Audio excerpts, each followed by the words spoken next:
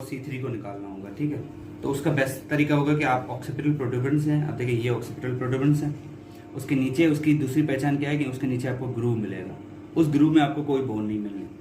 उस ग्रूव के जैसे आप नीचे आएंगे तो यू विल फाइंड एक स्पाइनस प्रोसेस आपको मिल जाएगा उस ग्रूव के बिल्कुल नीचे। अब ये ग्रूव है, यहाँ पे कोई बोन नहीं है, यहाँ पे आपको दिस इज द C2। अब अगर C2 को स्पाइनस प्रोसेस को यहाँ पे इस कंडीशन में स्पाइनस प्रोसेस इस डायरेक्शन में खड़ा है, ठीक है, लाइक दिस।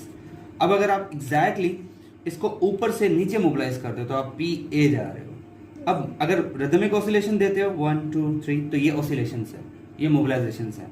अगर आप इसको सस्टेन रखते हो तो इट बिकम्स ग्लाइड। तो देखिए दो टेक्निक है लेकिन नाम एक ही है। सो PA मोबिलाइजेशन या सस्टेन रखो तो PA ग्लाइड।